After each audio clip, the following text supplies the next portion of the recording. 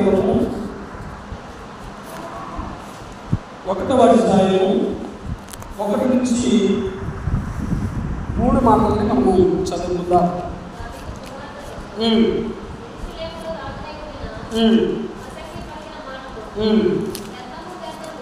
వ్యర్థము వ్యర్థము వ్యర్థము వ్యర్థము సమస్తము వ్యర్థము. హల్లెలూయా. ఇక్కడ మనము చదువుకున్నటువంటి లేఖనాన్ని బట్టి మనకి తెలియపరుస్తూ ఉన్నటువంటి విషయం ఏంటి అంటే, సమస్తము వ్యర్థమని దేవుడు చెప్తూ ఉన్నాడు. దేవుడు ఇంత సృజించాడు. మరి ఆదికాండ గ్రంథంలో కనుక మనం చూడగలిగితే 6 దినములు కూడా అద్భుతమైనటువంటి సృష్టిని ఆయన చేశాడు. మొదటి దినమున మరి ఈ భూమిని, ఆకాశమును అన్నిటిని కూడా సృజించి, వెలుగును సృజించి, భూమి మీద జంతువులను సృజించి, మనుష్యులను సృజించి, మరి భూమి మీద సముద్రాలను సృజించి, అంతయు కూడా సృజించి దేవుడు ప్రసంగి గ్రంథంలోకి వచ్చేసరికి ఏం చెప్తున్నాడంటే, సమస్తము కూడా వ్యర్థమని చెప్తున్నాడు. అదేంటి, దేవుడు అంత సృష్టించాడు, ఇక్కడికి వచ్చిన తర్వాత అంత వ్యర్థమని చెప్తున్నాడేంటి అని మనకు ఒక డౌట్ రావచ్చు. హల్లెలూయా. ఇక్కడ దేవుడు తెలియజేస్తూ ఉన్నటువంటి విషయం ఏంటి అంటే, ప్రసంగి అనేటువంటి ఒక రాజు, అంటే సొలొమోను అనేటువంటి రాజు ఇక్కడ మాటలు పలుకుతూ ఉన్నాడు. ఆ రాజు దేశాన్ని పరిపాలన చేశాడు. ఇజ్రాయేల్ దేశాన్ని 40 సంవత్సరాలు పరిపాలన చేశాడు. దిగ్విజయమైనటువంటి పరిపాలన ఆయన 40 సంవత్సరాలు కొనసాగించారు. 40 సంవత్సరాలు కూడా ఇజ్రాయేల్ దేశంలో నెమ్మది అనేటువంటిది ఆయన పరిపాలన చేసినప్పుడు 1వ రాజుల గ్రంథంలో, 2వ రాజుల గ్రంథంలో మనకి ఈ విషయాలన్నీ కూడా ఉంటాయి. 1వ దినవృత్తాంతాల గ్రంథంలో కూడా ఈ విషయాలన్నీ కూడా మనకు ఉంటాయి. అద్భుతమైనటువంటి విధముగా దేశాన్ని పరిపాలించినటువంటి రాజులలో సొలొమోను ఒకడుంటాడు. హల్లెలూయా. అద్భుతమైనటువంటి విధంగా దేశాన్ని పరిపాలించారు. అయితే దావీదు చనిపోయిన తర్వాత సొలొమోనుకి రాజ్యము పరిపాలించడానికి ఆయనకు పట్టాభిషేకం చేస్తారు. పట్టాభిషేకం చేసినప్పుడు మరి రాజ్యాన్ని పరిపాలన చేస్తూ ఉన్నప్పుడు ఆయన ఒక రాత్రికాల సమయంలో ఆయన మరి పడక మీద పరుండి ఉంటాడు. అంటే పడక మీద నిద్రపోతాడు. నిద్రపోతూ ఉన్నటువంటి సమయంలో దేవుడు ఆయన దగ్గరికి వస్తాడు. ఆయన దగ్గరికి వచ్చి, నీకేం కావాలి కోరుకో, నీవు రాజ్యాన్ని పరిపాలన చేస్తూ ఉన్నావు కదా, నీకేం కావాలి కోరుకో అని దేవుడు సొలొమోనుతో చెప్తాడు. సొలొమోనుతో చెప్పగానే సొలొమోను అంటాడు, అయ్యా నాకేమీ కూడా అవసరం లేదు, ఇదిగో ఈ ప్రజలను పాలించడానికి నన్ను నీవు అధికారునిగా, రాజుగా నీవు నన్ను నియమించావు కదా, ఈ ప్రజలను పాలించడానికి నాకు జ్ఞానమును దయచేయి అని సొలొమోను అడుగుతాడు. హల్లెలూయా. సొలొమోను అడిగిన తర్వాత దేవుడు ఏం చేస్తాడంటే, ఈ లోకములో నిన్ను మించినటువంటి జ్ఞానవంతుడు ఇంకొకరు లేడు. ఎవరైనా జ్ఞానవంతుడు ఉన్నాడు అంటే నీవే జ్ఞానవంతుడు అని అద్భుతమైనటువంటి జ్ఞానాన్ని ఆయనకు సొలొమోనుకి ఇస్తాడు. జ్ఞానముతో పాటు సమస్త ఐశ్వర్యమును కూడా సొలొమోనుకు దయచేస్తాడు దేవుడు. హల్లెలూయా. ఆయన కోరికను మెచ్చి దేవుడు జ్ఞానమునిస్తాడు, ఐశ్వర్యమునిస్తాడు. సొలొమోను గురించి కనుక మనం చదువుకుంటే పరిశుద్ధ గ్రంథంలో అద్భుతమైనటువంటి రాజులలో ఆయన కూడా ఒకడని పరిశుద్ధ గ్రంథం మనకు తెలియజేస్తా ఉన్నది. అత్యంత ధనవంతుల యొక్క జాబితాలో లిస్ట్ కనుక తీస్తే మొదటగా ఉండేటువంటి వ్యక్తి ఎవరో తెలుసా? సొలొమోను. అత్యంత జ్ఞానవంతుల జాబితాలో ఇప్పటి వరకు ప్రపంచంలో ఉన్నటువంటి మేధావులలో ఒక లిస్ట్ కనుక తయారు చేస్తే మొదట ఉండేటువంటి ఎవరంట? యేసుక్రీస్తు ప్రభుల వారు. రెండవది ఎవరంట? సొలొమోను. అంత జ్ఞానాన్ని దేవుడు ఆయనకు పొందుపరిచాడు. అంత అద్భుతమైనటువంటి ఐశ్వర్యమును, ధన సంపదను, అంత మరి ఆ రాజ్యం అంతా కూడా ఆయనకు పొందుపరిచాడు. కానీ ఆయన ప్రసంగి గ్రంథానికి వచ్చేసరికి ఆయన ఏమంటున్నాడంటే, వ్యర్థము వ్యర్థము సమస్తమును వ్యర్థమని చెప్తూ ఉన్నాడు. అరే ఏంటి రాజు, ఒక రాజు పరిపాలన చేస్తూ ఉన్నాడు, ఆయన దగ్గర అంతా కూడా ఉంది, కానీ ఎందుకు వ్యర్థమని చెప్తూ ఉన్నాడు. ఒక్కసారి కనుక మనం సామెతల గ్రంథంలో కనుక మనం చూసినట్లయితే, సామెతల గ్రంథము 31 అధ్యాయాలు ఉంటాయి. అందులో ఎన్ని అధ్యాయాలు ఉంటాయి? 31 అధ్యాయాలు ఉంటాయి సామెతల గ్రంథంలో.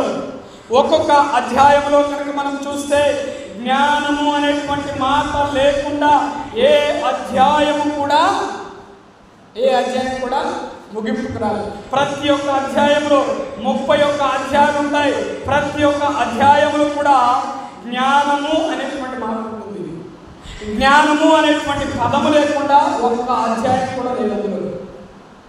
ఎందుకు అంటే సొలొమోను అంత జ్ఞానవంతుడుగా ఉన్నాడు అక్కడ.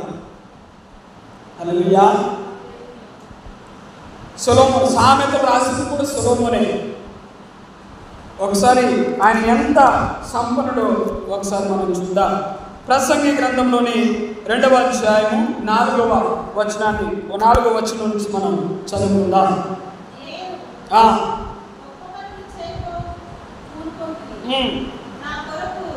నా కొరకు ఇల్లు కట్టించుకుంటుని, ద్రాక్ష తోటలు నాటించుకుంటుని, నా కొరకు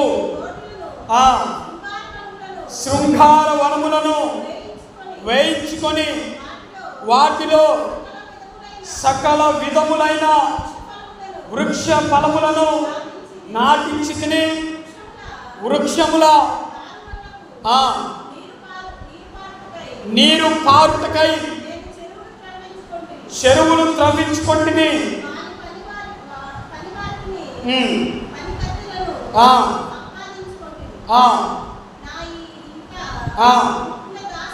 పుట్టిన దాసులు నాకుండిరి. యెరూషలేమునందు నాకు ముందున్నటువంటి వారందరికంటే ఎక్కువగా పశువుల మందలను, గొర్రె మేకల మందలను బహు విస్తారముగా సంపాదించుకుంటుని, నా కొరకు వెండి బంగారములను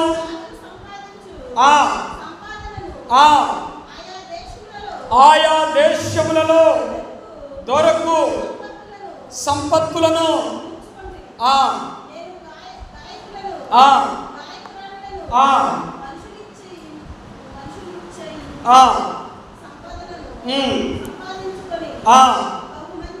బహుమంది ఉపపత్నులను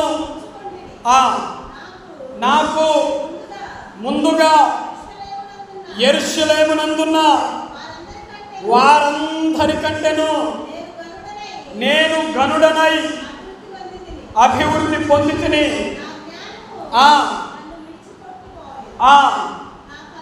నా కన్నులు దేనిని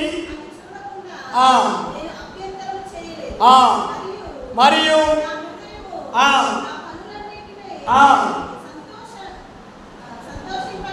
సంతోషింపక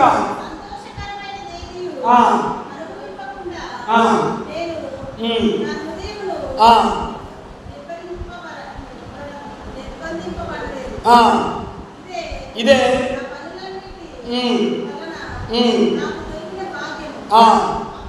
అప్పుడు నేను చేసిన పనులన్నీ వాటి కొరకై నేను పడిన ప్రయాసమంతయు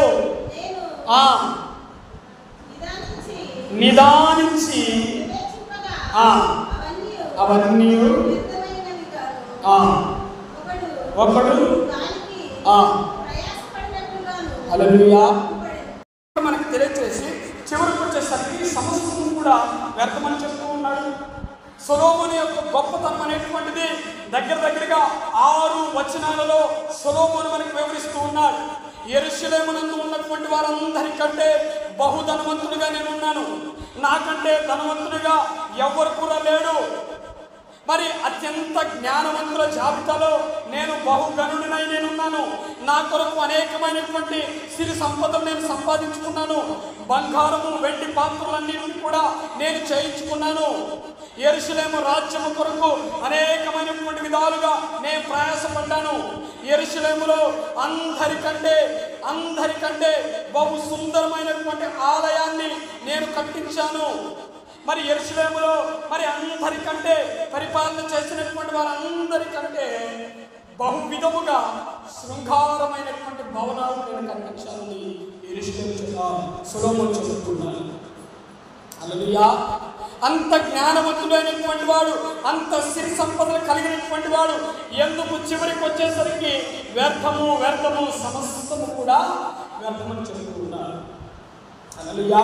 సొలొమోను అంట ఆయన యొక్క జ్ఞానాన్ని చూడటానికి ఇతర దేశాల నుంచి కూడా సొలొమోను దగ్గరికి వచ్చారు. ఆయన యొక్క సిరి సంపదను చూడటానికి, ఆయన కట్టించినటువంటి భవనములు చూడటానికి ఇతర దేశాల నుంచి కూడా వచ్చారట. హల్లెలూయా.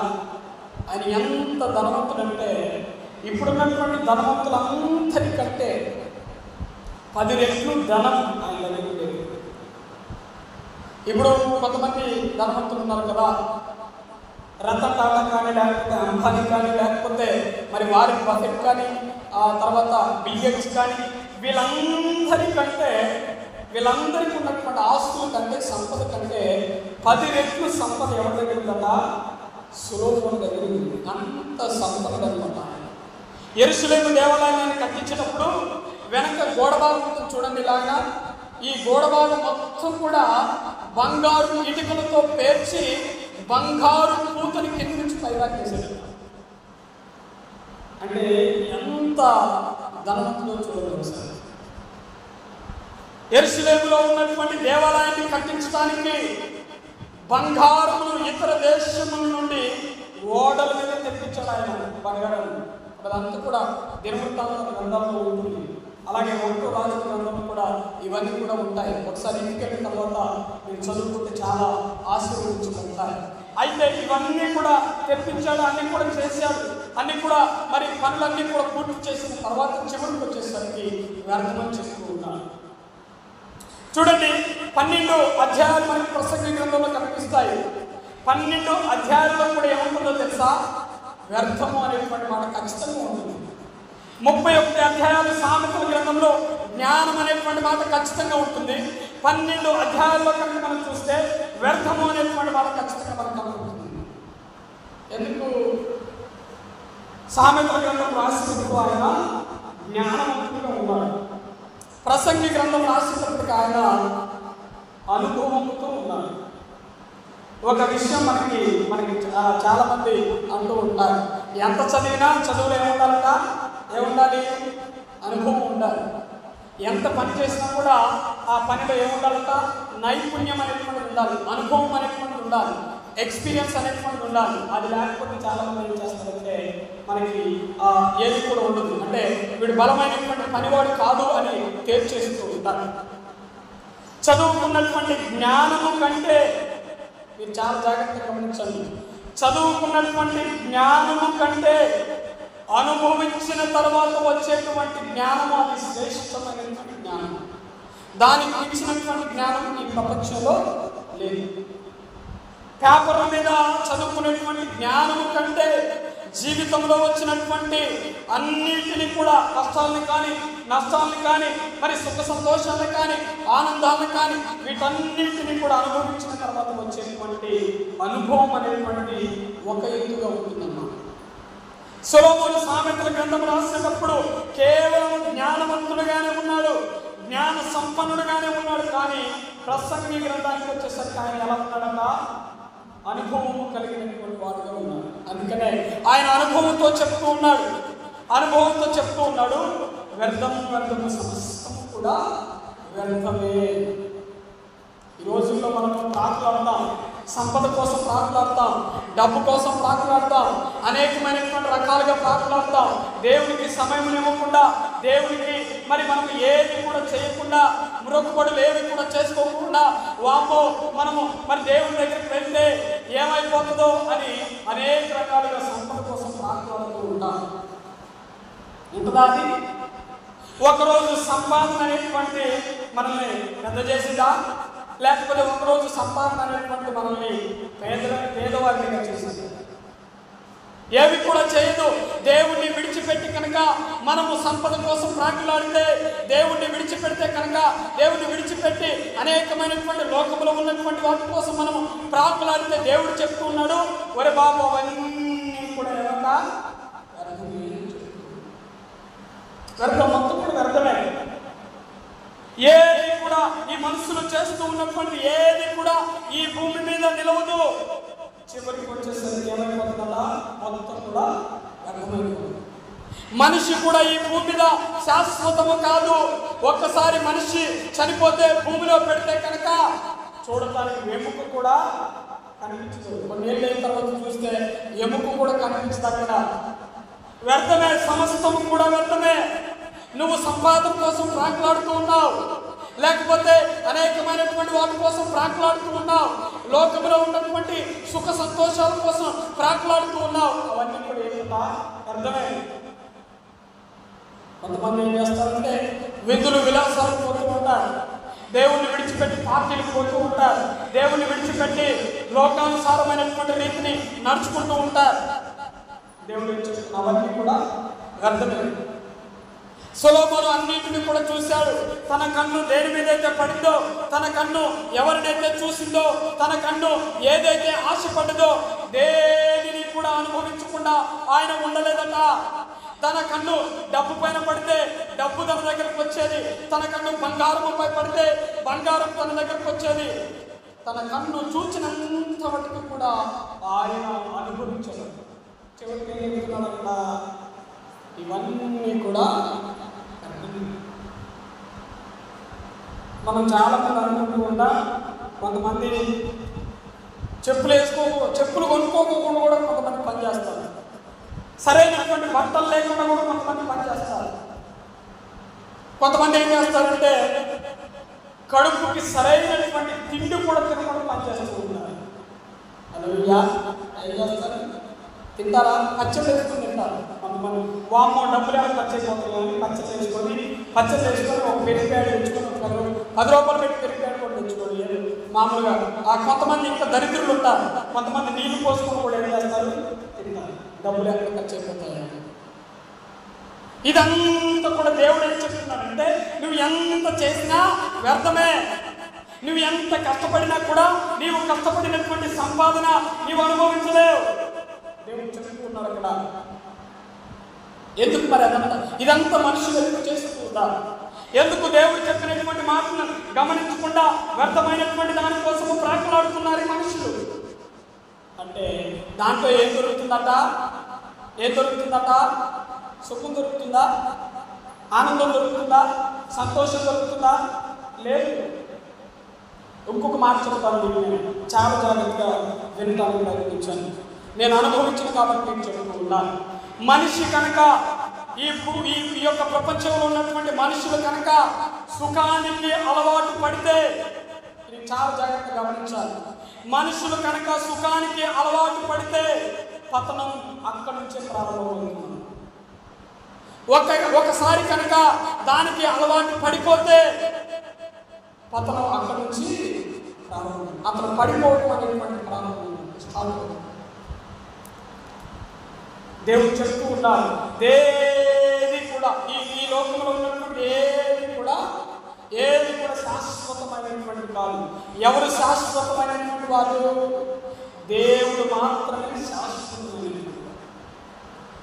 కనుక మనము ప్రతి దినము కూడా ఎవరి దగ్గరికి రావాలి? దేవుడి దగ్గరికి రావాలి.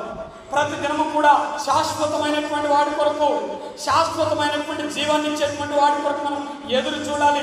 మనము మన దగ్గర ఉన్నటువంటి శాశ్వతమైనటువంటి జీవమునిచ్చి వెలుగునిచ్చేటువంటి వాక్యం ఏదైతే ఉన్నదో ప్రతిరోజు కూడా మనం వాక్యం దగ్గరికి రావాలి. మనుషులు ఇలా ఉంటున్నారా? లేదు. ఒక ఫంక్షన్ వచ్చిందనుకోండి, ఏం చేస్తారు? వాళ్ళు ఏమనుకుంటారో వెళ్ళిపోవాలి. వాళ్ళు ఏమనుకుంటారో, వాళ్ళు వచ్చి అంత దూరం నుంచి చదువు పెట్టారు మా దగ్గరకు వచ్చి మేము వెళ్ళాలి అని. మరి వాళ్ళు అనుకుంటున్నారు కానీ దేవుడు ఏమనుకుంటున్నారో అనుకోవట్లేదు. మనుషులు ఏమనుకుంటారో, వాళ్ళు మాట్లాడరో మరి వాళ్ళు పెట్టినటువంటి మాట వస్తుందేమో అని అనుకుంటున్నారు. కానీ సర్వోన్నతుడైనటువంటి దేవుడు నా గురించి ఏమనుకుంటారు అని దేవుని విడిచిపెట్టి వెళ్ళిపోయి వ్యర్థమైనటువంటి దానికోసం ప్రాకులాడుతూ ఉన్నారు. ఈ రోజుల్లో మీరు చూడండి, మనిషి ఏం చేస్తున్నాడో తెలుసా? వ్యర్థమైనటువంటి దానికోసం వెతుకులాడుతూ ఉన్నాడు, వ్యర్థమైనటువంటి దానికోసం పనిచేస్తూ ఉన్నాడు. వ్యర్థమైనటువంటి ఈ ప్రపంచం కోసం మనిషి ఏం చేస్తున్నాడు? ఒళ్ళు గుల్లైపోయేటువంటి కష్టపడుతూ ఉన్నాడు. ఎందుకదంతా కూడా బూడిదలో పోసినట్టు అయిపోతుంది. అదంతా కూడా ఏమైపోతుందట? నేల పాలైపోతుంది. దేవుడి దగ్గరికి రాకుండా ఎంత సంపాదించినా, ఎన్ని చేసినా అదంతా కూడా ఎందుట అర్థమైనటువంటి. హల్లెలూయా. సొలొమోను అనుభవించి చెప్తూ ఉన్నాడు. దేశానికి రాజు అనేటువంటి సొలొమోను ఇక్కడ అనుభవించాయని చెప్తూ ఉన్నాడు. ధన సంపద ఎన్నో నేను చూశాను, బంగారం చూశాను. సొలొమోను పరిపాలన చేసినప్పుడట, రాజ్య పరిపాలన సొలొమోను చేసినప్పుడట నవరత్నాలు అంటారు. తెలుసా మీకు? నవరత్నాలు అంటారు. అవి తెలుసా? ఎవరికి తెలుసా? నవరత్నాలు అంటే వజ్రం, వైఢూర్యం, వైదికం, మాణిక్యం, తర్వాత బంగారం, ఇలాంటివి నవరత్నాలు అంటారు అన్నమాట. మరకతం ఇలాంటివి ఉంటాయి, కొన్ని ఉంటాయి, 9 ఉంటాయి. ఇవన్నీ కూడా చాలా విలువైనటువంటి రాళ్ళు. వజ్రం కూడా రాయే. మీకు తెలుసా విషయం? ఏంటంటే వజ్రం కూడా రాయే. ఇవన్నీ కూడా రాళ్ళే, కానీ విలువైనటువంటి రాళ్ళు. వీటి యొక్క విలువ అనేటువంటిది చాలా చాలా ఎక్కువగా ఉంటుంది అన్నమాట ప్రపంచంలో. ఈ విలువైనటువంటివి బంగారము, వెండి, ఇవన్నీ కూడా విలువైనటువంటి. సొలొమోను పరిపాలన చేసేటప్పుడట నవరత్నాలు అక్కడ ఉన్నాయట. సొలొమోను పరిపాలన చేసేటప్పుడు వెండిని మనం రాళ్ళు ఎలాగైనా పరుస్తూ ఉన్నామో, రాళ్ళని ఎలాగైతే మనం వేస్తూ ఉన్నామో, వెండిని అలాగే వేసేటువంటి వారు ఎప్పుడు? సొలొమోను యొక్క రాజ్య పరిపాలనలు. వెండి ఎన్నికకు రాలేదు. బంగారం యొక్క ధర కూడా చాలా తక్కువ. అంటే అంత విరివిగా పెరిగిపోయింది. రాళ్ళను చూసినట్టుగా వెండిని చూసినటువంటి వాళ్ళు పరిపాలన చేశారు. ఎంత అద్భుతమైనటువంటి పరిపాలన! ఆయన చెప్తూ ఉన్నాడు, సమస్తం కూడా వ్యర్థం, అంత కూడా వ్యర్థం. ఒకసారి మనం తిమోతి రాసినటువంటి పత్రికలోని మరి ఒక లేఖనాన్ని మనం చదువుకొని ముందుకు కొనసాగుదాం. తిమోతి రాసినటువంటి మొదటి పత్రిక 5వ అధ్యాయం. మరి మనం ఆ లేఖనాన్ని మనం చదువుకొని ముందుకు కొనసాగుదాం. తిమోతి రాసినటువంటి పత్రికలో నుంచి మనం చదువుకుందాం. అక్కడ ఏముంటుందంటే 6వ అధ్యాయం 10వ వచనాన్ని మనం చదువుకుందాం. ధనాపేక్ష, హల్లెలూయా, ఆశించి తొలగిపోయి, హల్లెలూయా. చాలు. ఇక్కడ అపోస్తులైనటువంటి పౌలు తిమోతికి రాసి చెప్తూ ఉన్నాడు, సమస్త కీడులకు మూలమే కదా డబ్బు. డబ్బు కనుక మన ఇంట్లో ఉంటే మీరు చాలా జాగ్రత్తగా గమనించాలి. డబ్బు కనుక మన ఇంట్లో ఉంటే కనుక ఏమో స్టార్ట్ అయ్యింది తెలుసా? కష్టాలు స్టార్ట్ అయ్యాయి, కీడు స్టార్ట్ అయ్యింది. చాలా మంది అనుకుంటూ ఉంటారు, డబ్బు మన ఇంట్లో ఉంటే మనం సుఖంగా బ్రతుకుతుంటారు. సుఖంగా బ్రతికే వాడు ఎవరు తెలుసా? డబ్బు లేనిటువంటి వాడు సుఖంగా బ్రతుకుతారు. ధనవంతులు ఎప్పుడు కూడా సుఖపడరు. చాలా మంది అనుకుంటారు, లగ్జరీ లైఫ్ అనుభవిస్తున్నారు, కారులో తిరుగుతున్నారు, మరి అద్భుతమైనటువంటిగానే ఉంటున్నారు, మరి షర్టు మరి నలగను కూడా నలగదు అని చాలా మంది అనుకుంటారు. కానీ వారి జీవితంలో ఏముందా? నెమ్మది, సంతోషం, సమాధానం ధనవంతుల జీవితంలో ఉంటుంది. ఎవరు సుఖపడతారంటే పేదవాడు సుఖపడతారు. డబ్బు కనుక ఇంట్లో ఉంటే కీడుకు తెచ్చిపెడుతుంది. సమస్త కీడులకు మూలం ఏంటదట? డబ్బే. మరి నీ దగ్గరికి కీడు వచ్చిందంటే దానికి మూలం ఏంటదా? డబ్బు. కీడు నీ గుమ్మము దగ్గరికి వచ్చిందంటే దానికి ఆధారం ఏంటందా? డబ్బు. ఆ డబ్బును ప్రాకులాడి పట్టుకొని పైకి ఉండాలి. చిన్నప్పుడు మీకు చాలా మంది తెలిసే ఉంటుంది, ఒక ఐరావతం ఏనుగు ఒకటి ఉంటుందన్నమాట. చిన్నప్పుడు చదువుకునేటప్పుడు ఐరావతాన్ని ఏనుగు ఒకటి పట్టుకుంటే వాడిని ఇంకొకటి పట్టుకుంటాడు, వాడిని ఇంకొకటి పట్టుకుంటాడు, వాడిని ఇంకొకటి పట్టుకుంటాడు, వాడిని ఇంకొకటి అలాగే పట్టుకొని పైకెత్తిపోతూ ఉంటాడు. ఇప్పుడు కూడా అంతే పరిస్థితి. ఒక డబ్బు సంపాదిస్తున్నాడు కదా, వాడిని చూసి ఈడు సంపాదిస్తాడు, వాడేం చేస్తున్నాడు, ఈడనే చేస్తున్నాడు, ఈయన చూసి ఇంకోటి చేస్తున్నాడు, వాడిని చూసి ఇంకోటి చేస్తున్నాడు, ఈయన చూసి ఇంకోటి చేస్తున్నాడు. ఇలా ప్రపంచం మొత్తం కూడా దేని వెనక పరిగెత్తుతుంది? చెప్పండి, దేని వెనక? డబ్బు వెనక పరిగెత్తుతుంది ప్రపంచం. సుఖము వెనక పరిగెడుతుంది ఈ లోకం. మంచి బ్రతకాలి కావాలట్లేదు, కానీ దేవుడు లేకుండా బ్రతికేటువంటి అంతా కూడా ఏమైనా బూడిలో పైన తీసుకుంటుంది. హల్లెలూయా. వ్యర్థం. ఈ ప్రపంచంలో ఉన్నటువంటి అంతా కూడా వ్యర్థమైనటువంటివే, ఏవి కూడా అక్కడికి రానటువంటివి. ఈ రోజులో మీరు చూడండి, మనిషి యొక్క అవయవం అనేటువంటిది పాడైపోతే ధనం బ్రతికించగలుగుతుందా? లేదు. బ్రతికించగలుగుతుందా? బ్రతికించలేదు. అవయవము కనుక పాడైపోతే, ఒక గుండె పాడైపోయింది అనుకోండి, పూర్తిగా డ్యామేజ్ అయిపోయింది అనుకోండి, ఇంకో గుండె తెచ్చి పెడతారు. ఇంకో గుండె తెచ్చి పెట్టిన వాడు శాశ్వతంగా ఉంటాడా? ఉండడు, మళ్ళీ ఊడిపోవాల్సిందే. కిడ్నీలు ఫెయిల్ అయ్యనుకోండి, ఇంకో 2 కిడ్నీలు పెడతారు. జీవితకాలం ఉంటారా? లేదు, ఊడిపోవాల్సిందే. ఎవడు కూడా శాశ్వతం కాదు. డబ్బు ఇక్కడ మనల్ని బ్రతికించలేదు. ఎవడు బ్రతికిస్తాడు మనల్ని? దేవుడు మనల్ని బ్రతికిస్తాడు. హల్లెలూయా. వ్యర్థమైనటువంటి దాని కోసం పాల్గొనడానికి ఉండాలి. దేవుడిని విడిచిపెట్టి సమస్త జనులంతా కూడా దేని వెనక పరిగెడుతున్నారట? డబ్బు వెనక పరిగెడుతూ ఉన్నారు. డబ్బు వెనక పరిగెడుతూ ఉన్నప్పుడు ఏమైందట? కీడు అనేటువంటి వస్తువు ఉన్నది. కానీ ఎంత కీడు వచ్చినా కూడా ఎవరు కూడా లెక్క చేయలేదు, బుద్ధి రావట్లేదు. పరిగెడుతూనే ఉన్నారు. కుటుంబాలు రోడ్లు పడిపోతున్నాయి, పరిగెడుతున్నారు. భార్య పిల్లలు వదిలి వెళ్ళిపోతున్నారు, పరిగెడుతూ ఉన్నారు. అనేక మంది ఇంట్లో చనిపోతూ ఉన్నారు, ఆయన పరిగెడుతూ ఉన్నారు.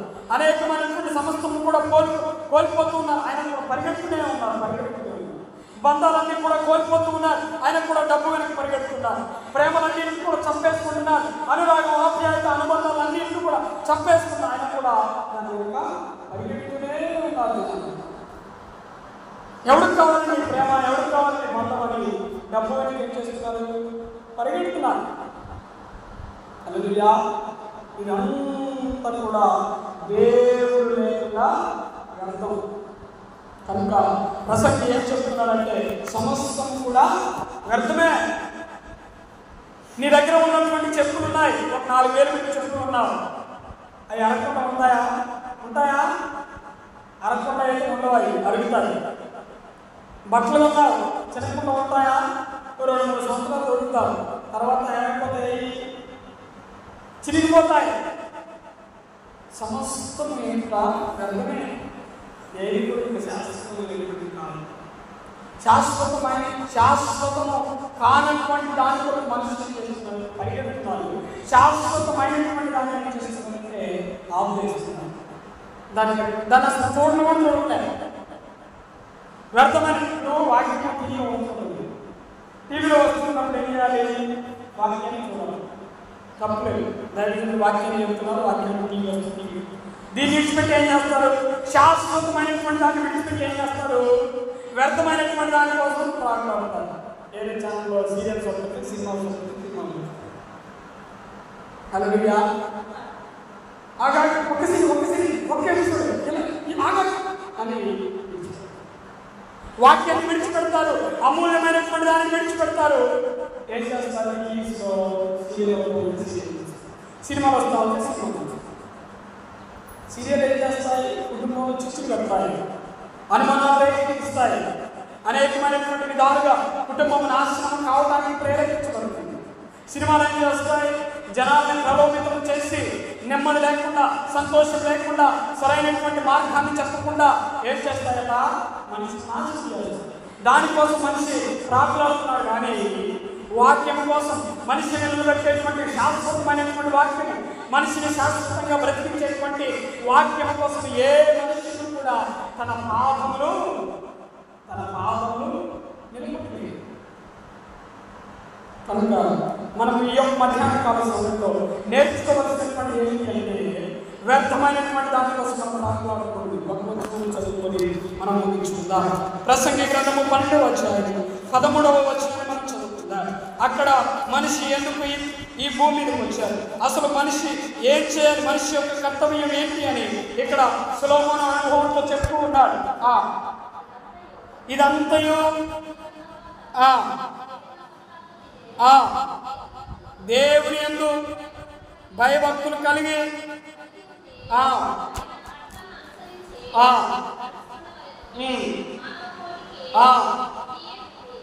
హల్లెలూయా. ఏంటిదట? ఇదంతా కూడా విన్న తర్వాత ఏదంతా అదంతా లోకం గురించి కానీ లేకపోతే ఇంకా అంతా కూడా మనిషి గురించి కానీ అంత విన్న తర్వాత ఆయన ఒక కొలికి వచ్చారు. అంత చూసిన తర్వాత ఆయన చివరిగా ఒక రిజల్ట్ అనేటువంటి మనకి ఇస్తూ ఉన్నారు.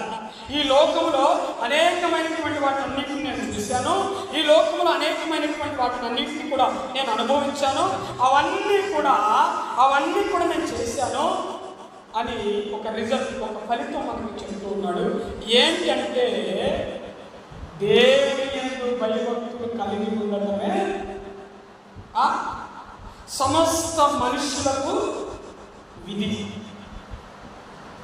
పరలోకము నుంచి దేవుడు మనల్ని ఎందుకు ఈ భూమికి పంపించాడు అంటే దేవుని కోసం బ్రతకడానికి, దేవుని యందు భయభక్తులు కలిగి ఉండి సమస్తమైనటువంటి మనుషుల్ని మార్చడానికి, సమస్త మనుషులకి సాక్షులుగా మనం ఉండటానికి దేవుడు పరలోకం నుంచి మనల్ని ఇక్కడ పంపించాడు.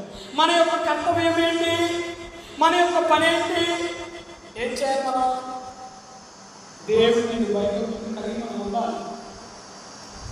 ఇప్పుడు ఉదాహరణకి పనికి వెళ్ళారు, మీరు పొద్దున్నే అన్నం కట్టుకొని చెత్త వేయడానికి వెళ్ళారు.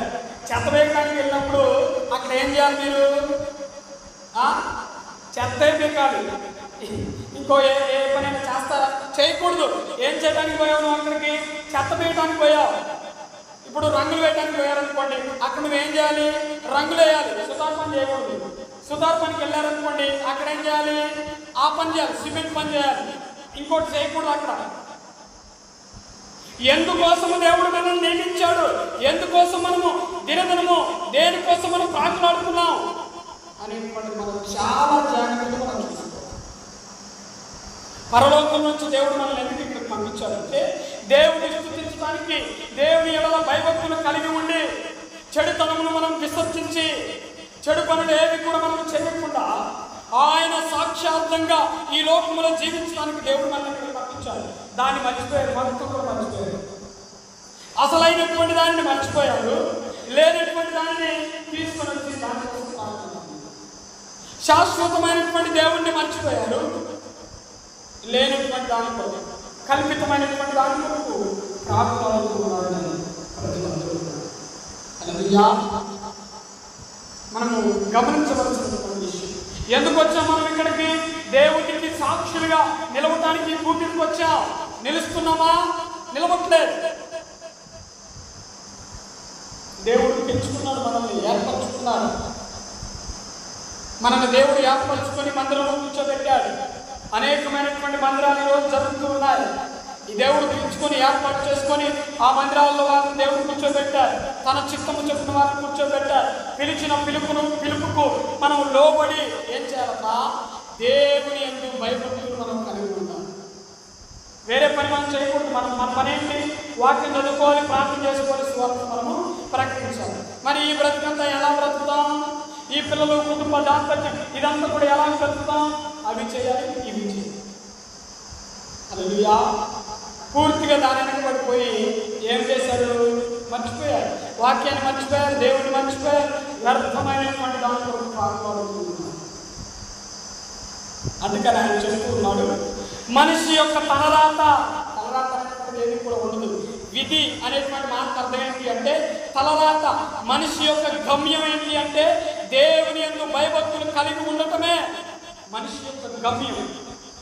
వాడి యొక్క విధి ఈ భూమికి వచ్చినప్పుడు వాడు చేయవలసినటువంటి పని ఏంటి అంటే దేవుని యొక్క వాక్యాన్ని ప్రకటించాలి. వాడికి దేవుడు దానిని నియమించాలి. కానీ అది చేయకుండా అనేకమైనటువంటి వాటి కోసం తాకుతారు. హల్లెలూయా. దేనికోసం ప్రాణాడుతున్న తర్వాత వ్యర్థమైనటువంటి దానికోసం ప్రాణాడుతూ ఉన్నారు.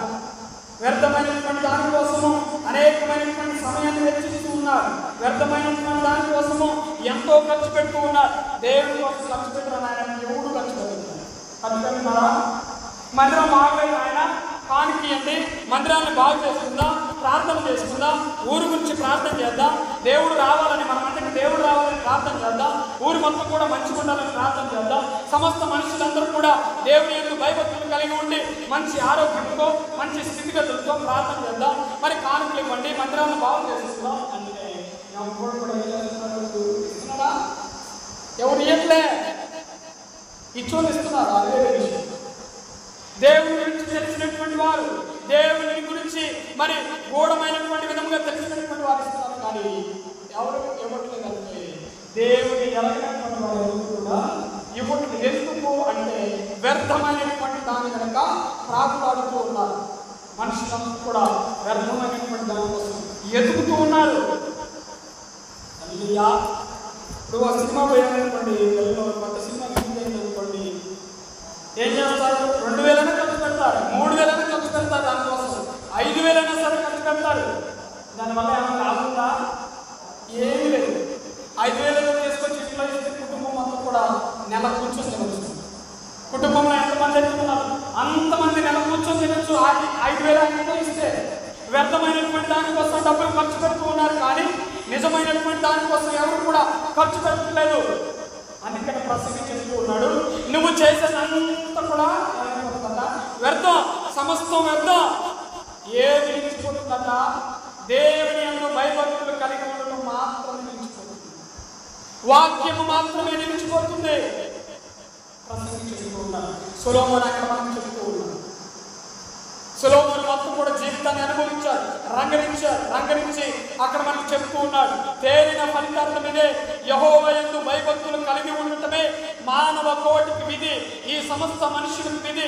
పుట్టబోయేటువంటి పిల్లలు కానీ, పుట్టినటువంటి పిల్లలు కానీ, జీవిస్తూ ఉన్నటువంటి మనుషులు కానీ చేయవలసినటువంటి కర్తవ్యం ఏంటి అంటే దేవుని యందు భయభక్తులు కలిగి ఉండటమే వారి యొక్క పని. చేయకూడదు. దేవుని యందు భయభక్తులు కలిగి ఉండటం ప్రపంచం మొత్తం కూడా ఎలా ఉంటుందా? ప్రేమతో ఉంటుంది. ఎలా ఉంటుంది? ప్రేమతో.